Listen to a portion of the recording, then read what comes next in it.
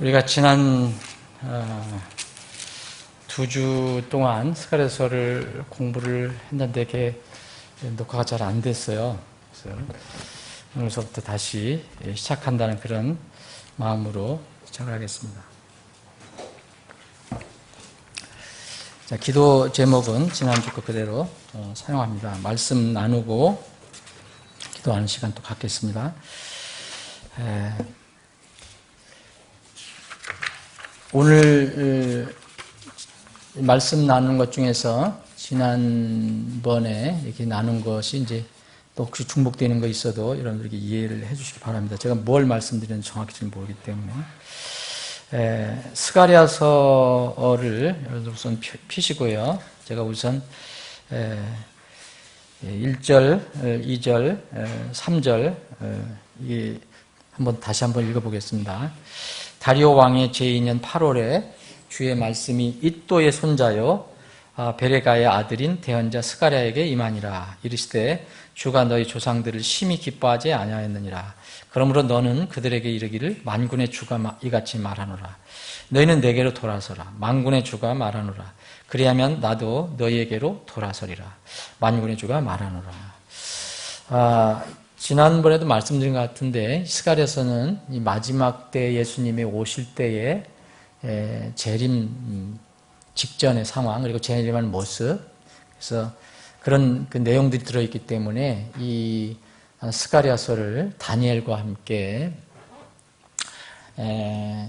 그 구약의 계시록이라고 그래요. 신약의 요한계시록처럼 짧은 그 성경이지만 여기 이제 예수님의 다시 오실 예수님, 초림하신 예수님, 다시 오실 예수님에 대한 말씀이 많이 들어있기 때문에 그렇습니다.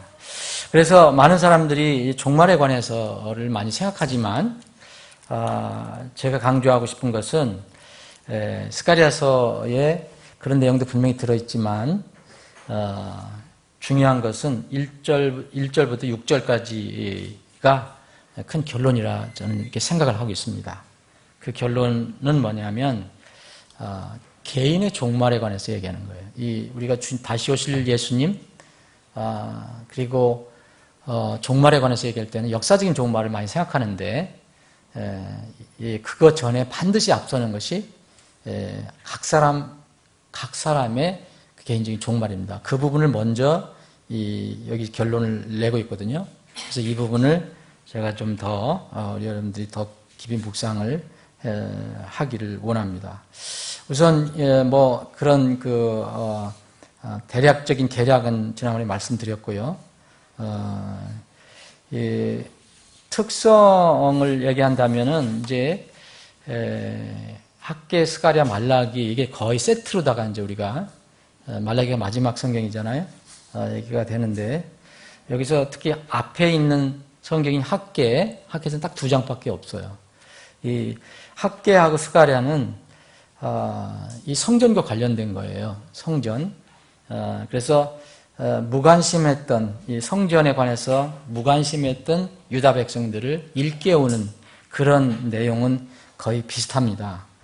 비슷하는데 스가랴는 이 성전 재건을 넘어요. 그 의미가 뛰어넘어서 더 큰 주제인 이제 다시 오실 주님, 재림주에 관해서 메시아의 재림과 통치에 관련된 그 예언들이 들어가 있습니다. 그래서 스가랴는 이제 조금 전에 말씀드린 것처럼 다른 소대언서들, 소선지자들과 비교해 보면은 메시아에 대한 초림과 재림에 대한 내용들이 많이 들어있기 때문에, 그리고 또 종말론과 연결이 되어 있기 때문에 이것을 이제 구약의 계시록이라고 부르죠. 다니엘도 그래서 구약의 계시록이라고 이렇게 부릅니다. 지난주에 이제 대략적으로 분류를 한번 해봤죠. 8가지 환상과 2가지 크게 이제 부담 이렇게 해봤는데, 특별히 스가랴서에서는 예수 그리스도가 많이 이렇게 증거가 되고 있다. 그래서 3장에 보면 주의 종인 가지가 나오고, 또 6장에는 사람의 가지가 나오고, 이제 하나 여호와의 가지, 그리고 사람의 아들로 오는 인자로서 오는 그런 차원, 그리고 6장 또 13절에 보면 왕이신 제사장 이런 말이 나오고, 또 9장에 보면 나귀를 타고 예루살렘에 들어오시는 장면이 예언이 되었고요. 그리고 11장에는 참목자, 그리고 거짓 목자, 이런 내용들이 나오고, 또 11장에 이 참목자가 배반당하는 그런 내용이 기록이 됩니다. 이게 예언이 됩니다. 예수님이 배반당하는 그런 내용, 그리고 십자가에 못 박히는 그런, 여기 십자가라는 내용은 없지만 자기들이 자기들이 찌른 나를 보게 될 것이다. 이런 그 대언이 있습니다. 그리고 13장에는 이제 메시아의 고난의 암시가 나옵니다. 버림받고 죽임당하는 목자가 나오고, 또 14장은 그 이제 부활하신 예수님이 결정적인 시점에 이제 재림하시는 모습이 나옵니다. 그래서 그 재림 장소는 바로 유대 땅, 감람산, 올리브산에 내려오시는 모습이 이렇게 나옵니다. 그래서 그리스도에 관한 내용이 여기에 많이 들어가 있습니다. 자, 그럼 이제 스가랴서를 그냥 이렇게 그런 배경을 모르고 공부해도 많은 것을 얻을 수 있겠지만, 이 스가랴서가 당대에 어떤 배경에 쓰여졌고, 또 스가랴라는 대언자가 어떤 사람이었고, 또 왜 하나님께서 스가랴에게 이 말씀을 쓰게 하셨는가, 이런 것들을 좀 역사적인 배경 같은 거 살펴볼 필요가 있어요. 이 학개 스가랴 말라기를 이렇게 되게 많이 얘기를 하는데, 학개 스가랴는 성전, 그 무너진 성전을 다시 재건하는 이런 것과 관련이 있어요. 이거는 이제 역사서, 소대원서가 아닌 역사서에 가서 에스라, 느헤미야 있죠. 역대하 다음에 에스라, 느헤미야, 이것과 연결이 되죠. 그건 역사서고, 이거는 대원서고. 그래서 이런 것들을 좀 연결해서 생각을 해봐야 합니다. 그럼 이제 여기서 우리가 살펴보려고 하는 것을 어떤 경우에는 이제 에스더나 느헤미야서도 우리가 살펴볼 수 있고요. 학계와 관련돼서도 살펴볼 수 있습니다. 자, 이제 이 스가랴 이 서가 쓰여진 그 배경, 그리고 수신자는 첫 시간에 말씀드렸는가 하여튼 바벨론 포로에서 이제 포로 생활이 끝나고 1차 귀환한 유대인들이 1차 수신자예요. 물론 지금은 우리도 다 해당이 되지만, 그럼 1차로 귀환한 사람들이 있어요. 이제 3차에 걸쳐서 바벨론 포로에서 이제 나오는데, 3차 이스라엘이 바벨론 포로 잡혀갈 때는 한꺼번에 다 잡혀가는 게 아니죠. 여러분들 아시잖아요. 이스라엘의 바벨론 포로는 3번에 걸쳐서 일어나요. 3번에 걸쳐서. 그리고 또 포로에서 해방돼서 예루살렘으로 오는 것도 3차에 걸쳐서 이루어집니다. 3차에 걸쳐서. 그런데 이제 그 제일 1차에 이제 귀환한 사람들이 나오거든요. 그 1차 귀환자들이 이 스가랴서의 이게 수신자, 1차 수신자입니다. 근데 언젠가 우리가 이제 공부한 것 같은데, 이제 예루살렘 성이 무너지고 그 유대가 무너지고 그래서 이제 바벨론에 끌려갔잖아요. 느부갓네살 왕에 의해서. 근데 거기서 70년이라는 시간을 채우고 이제 하나님께서 약속하신 대로 고레스 왕을 통해서 이제 돌아가도 좋다 이런 칙령이 내리죠. 귀환을 하라고 그러는 거죠. 귀환하라고. 근데 이 명령이 내려졌는데 이미 70년이라는 기간이 지났어요. 여러분 7년도 아니고 70년이에요. 70년이면은 거의 2세대가 이게 생기잖아요. 결혼하고 또 정착해서 또 사는 사람. 이제 거기 처음에 끌려간 사람, 나이 든 사람이 뭐 죽을 수도 있고 그 자손이, 거기서 낳은 자손이 또 자기 자손을 낳을 정도가 되는 거예요. 70년이 되면. 그래서 이미 상당한 사람들이, 상당수의 사람들, 유대인들이 거기 포로로 끌려갔지만, 그래서 애굽처럼 그렇게 일하는 포로는 아니었죠, 거기서는. 분리시켜서 따로 살게 이렇게 됐는데, 여기 이런 상황 속에서 이 예루살렘으로 다시 돌아가 좋다. 가서 성전을 건축해라. 예루살렘 시를 건축해라. 회복해라. 이런 그 칙령이 내렸는데도, 이스라엘 백성들이 다 돌아오지 않습니다, 여러분. 그때 당시에 바벨론에 끌려가서 살았던 이스라엘의 인구가 약 200만 내지 300만 명 정도 된다고 이야기합니다. 성경학자들이. 이 정도 되는데, 이 1차 고레스의 측령에 의해서 귀환한 사람들이 나오거든요. 이 내용은 이제 에스라에 나와요. 에스라서에. 쭉 무슨 지파, 무슨 족속, 이렇게 해서 얼마 쭉 몇 사람 이렇게 쭉 나와요. 근데 정확하게 49,697명이 와요. 거기 기록된 거는. 그 약 5만 명이에요. 5만 명. 그래서 또 후에 2차 귀환이 일어나거든요.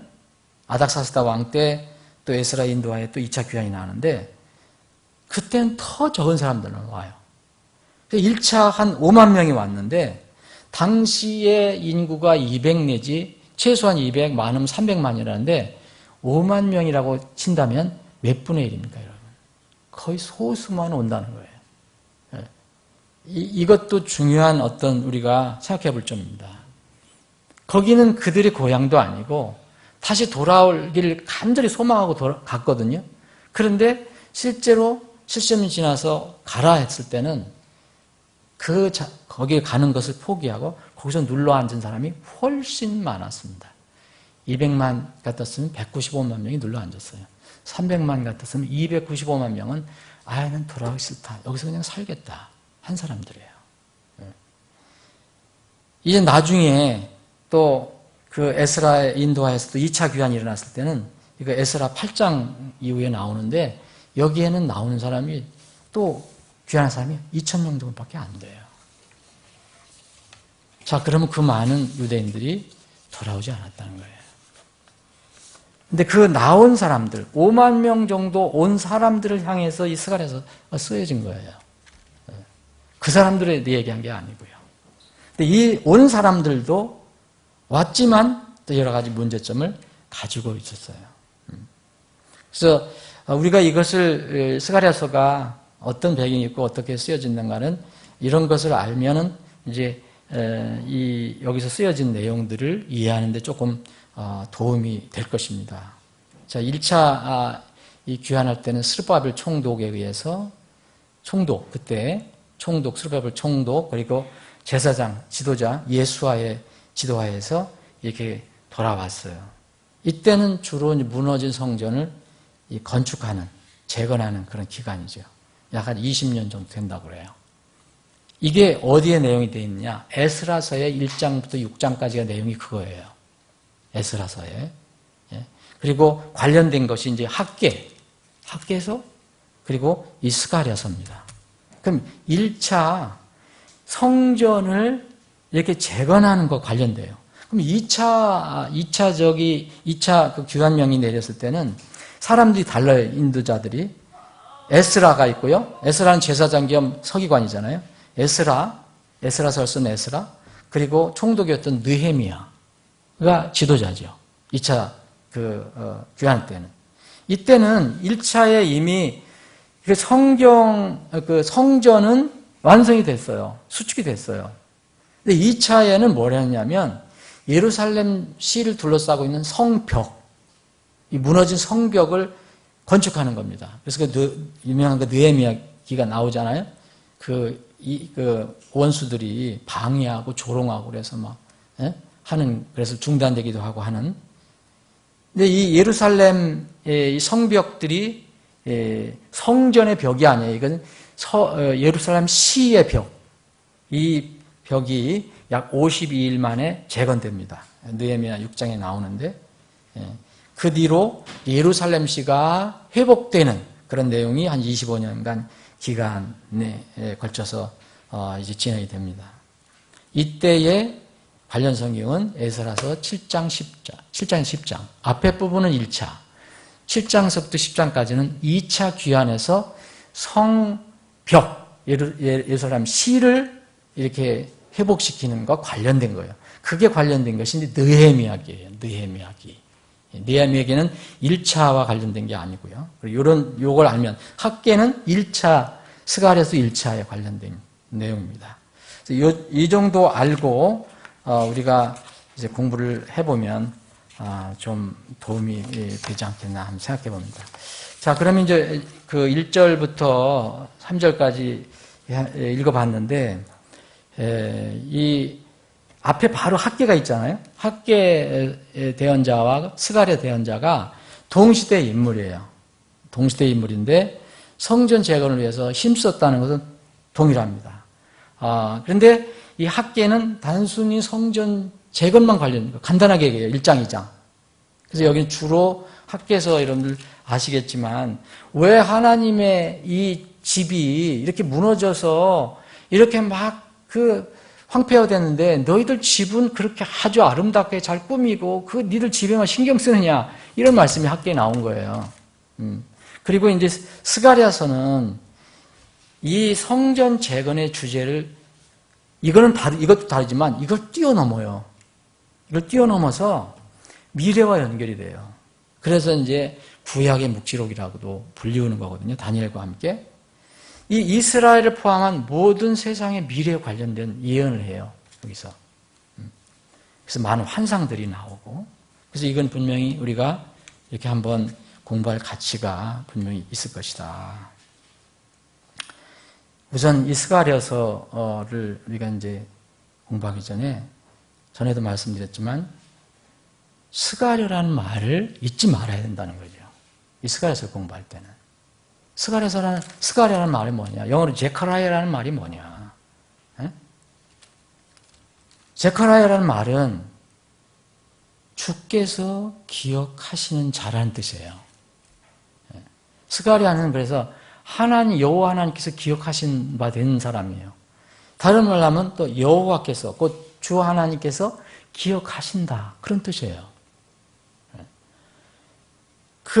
이 스가랴서를 읽는 지금 이 시대에 우리들을 이 21세기에 살고 있는 이 우리들에게 그 이름 자체가 벌써부터 어떤 교훈을 던져주고 있어요. 요새 사건이 많이 일어나고 있잖아요.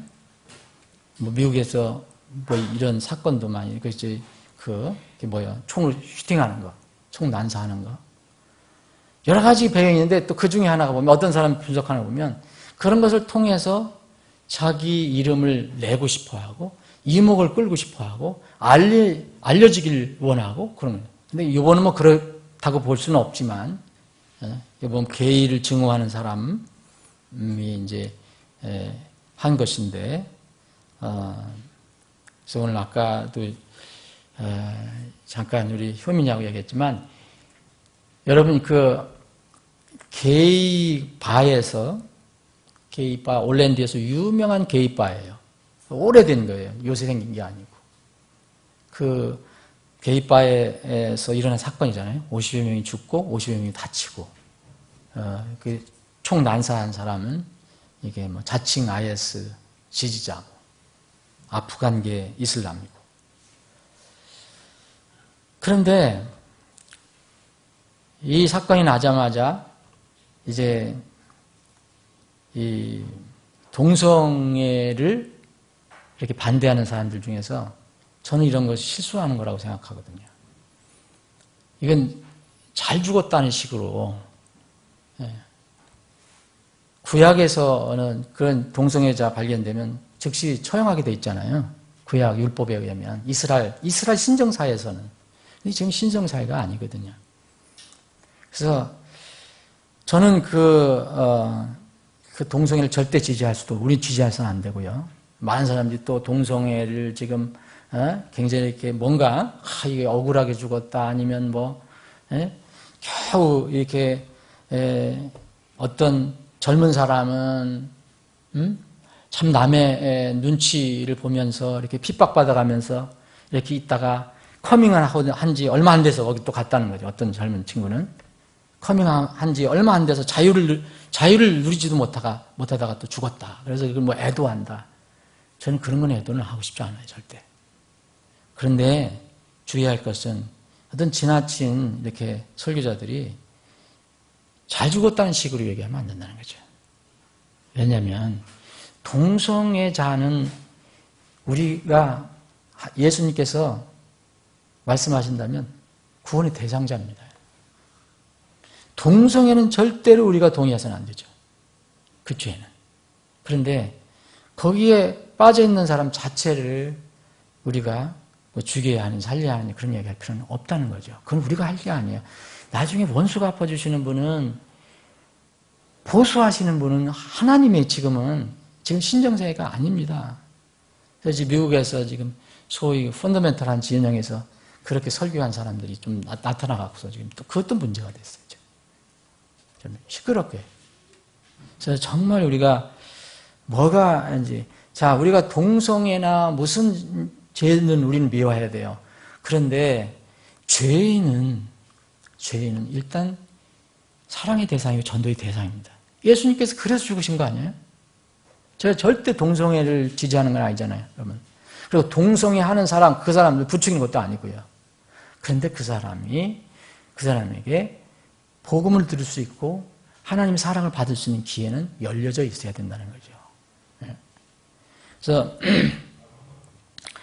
이 스가랴서의 이 스가랴란 말은 하나님께서 기억하신다는 그런 뜻인데, 지금 사람들은 이런 이상한 일들로 인해 갖고 자기 이름 드러내려고 하고, 뭐 이 사람이 좀 알려지게 하려고, 아이돌이라는 게 다 그런 거잖아요. 그래서 젊은 애들 자기 이름 내려고 하고. 그런데 중요한 게 뭡니까? 자신의 영혼을 주장하시는 하나님께 기억되는 것에 관해서는 관심이 없는 거예요, 사람들이. 지금 이 시대에는 스가랴가 정말 필요한 겁니다. 하나님께서 기억하시는 자. 여호와는 하나님은 기억하신다. 그 하나님을 내 하나님으로 오셔야 되는데, 하나님, 세상에서 이름을 내려고 애를 쓰고 세상에 어떻게든지 명예, 그 인기는 얻으려고 하지만 자신의 영혼을 영원히 주장하시는 하나님께서 기억하시는 것에 관해서는 전혀 관심이 없고 그거에 위해서는 아무것도 하지도 않아요.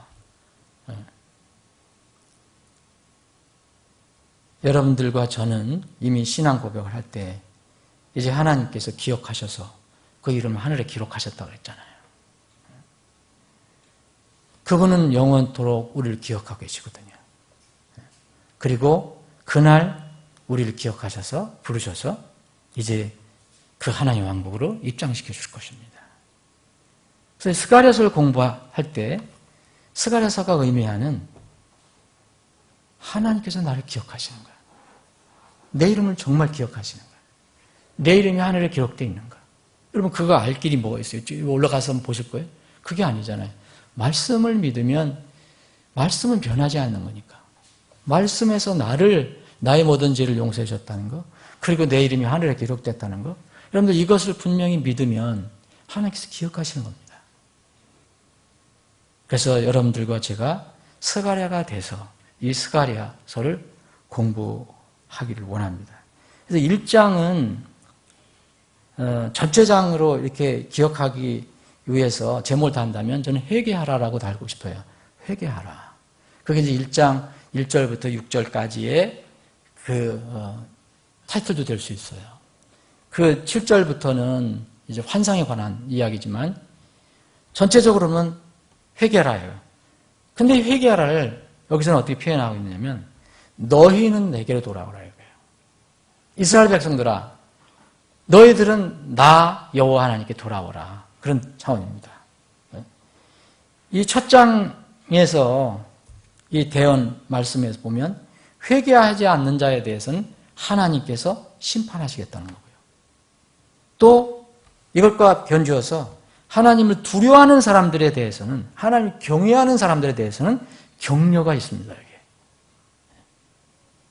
심판과 격려가 있어요. 하나님의 대언자가, 이 스가랴가 이스라엘 죄를 책망한 내용이 나오잖아요. 이게 지금. 그것은 모든 사람에게 적용할 수 있는 내용이에요. 이스라엘만 해당되는 게 아니잖아요.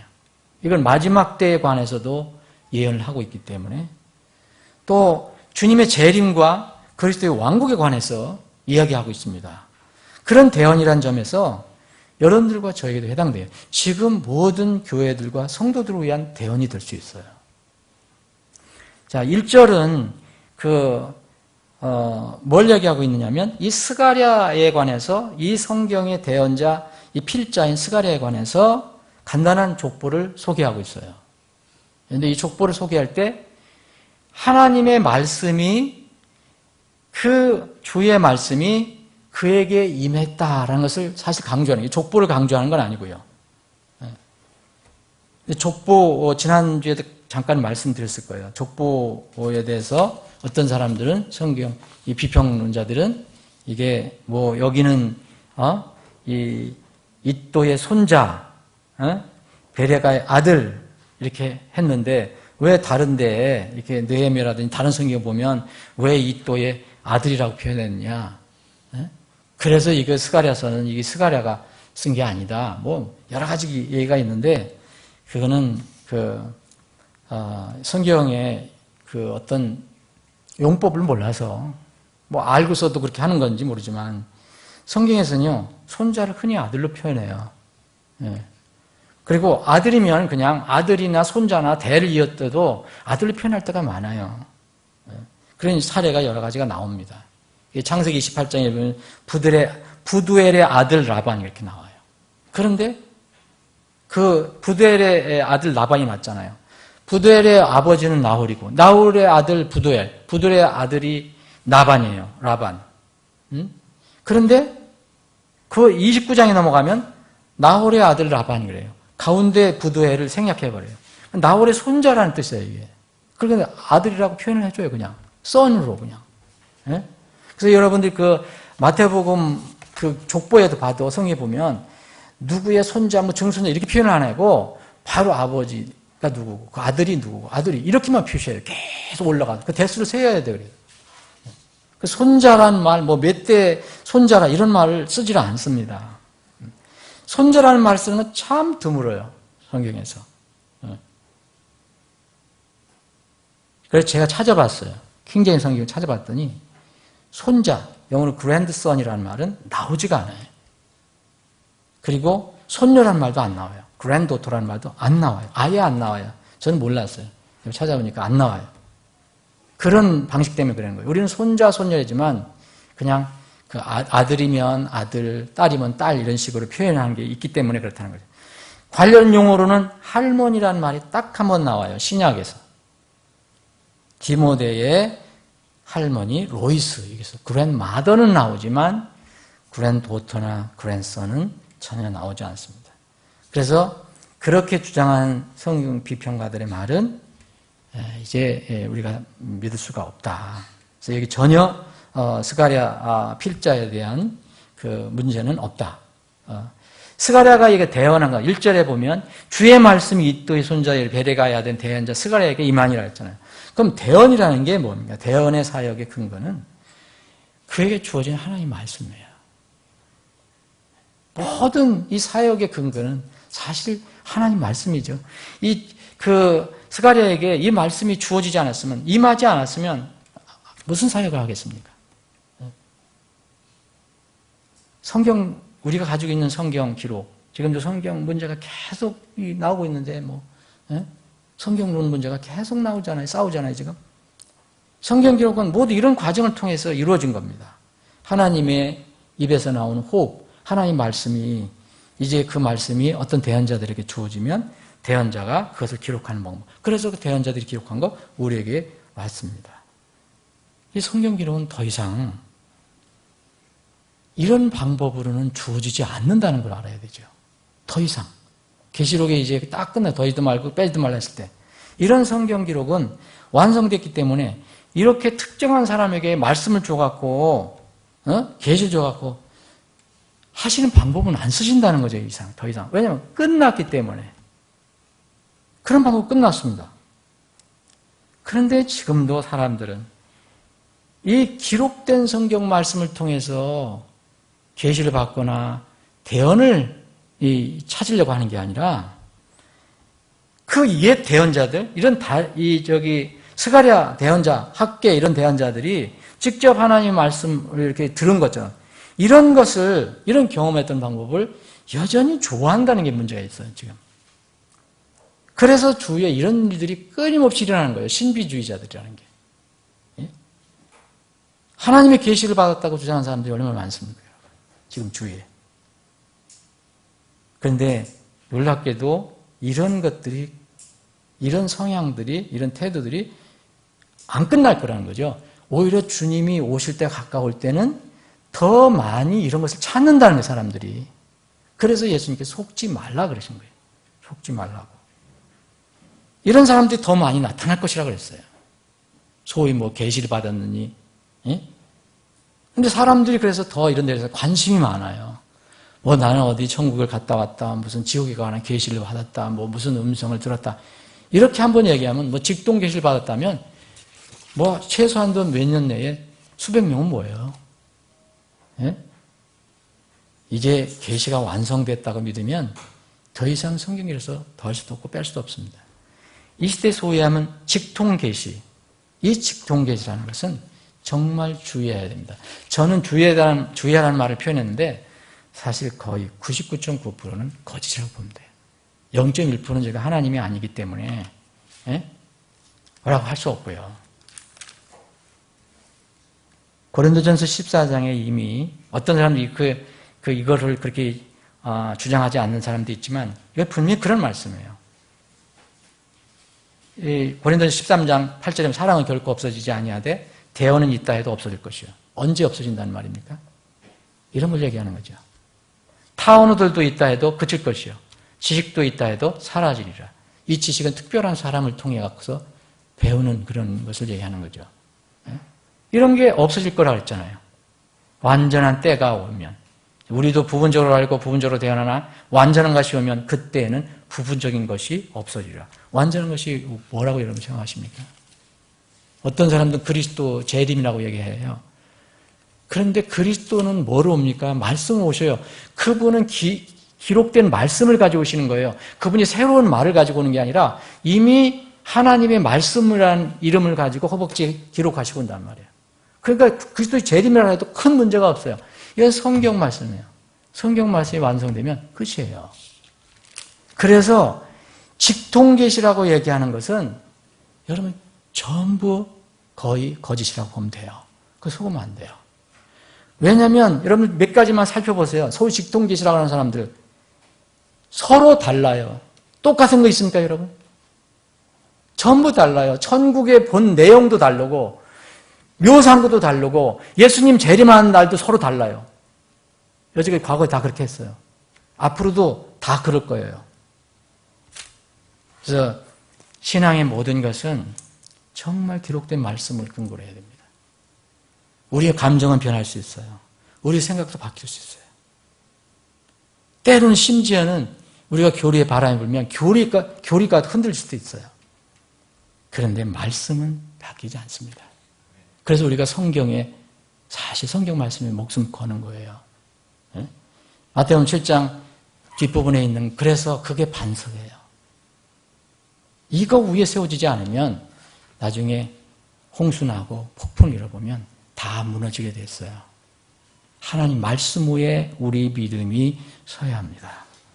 오늘은 그 첫 시간이니까 여기까지 하고요. 계속해서 여러분들 기도하면서 스가랴서를 미리 한번 읽어보시고 묵상해보시고 그래서 여러분들이 또 이렇게 느끼고 묵상해서 깨달은 거 있으면 또 나누어도 좋잖아요. 서로 계속해서 공부하겠습니다. 아버지 하나님, 오늘도 저희들에게 믿음을 분명히 주셨습니다. 우리가 이미 생명을 얻는 구원의 믿음은 저희들이 전에 받았지만 의인은 믿음으로 살리라 하는 말씀에 따라서 의인이 된 저희들, 의인이 될 때도 믿음으로 의인이 됐지만 의인이 된 저희들이 또 날마다 믿음으로 삽니다. 오늘도 그 믿음으로 이 하나님의 집에 모여서 하나님 찬양하고 경배하며 또 주님께서 명령한 기도의 시간을 갖습니다.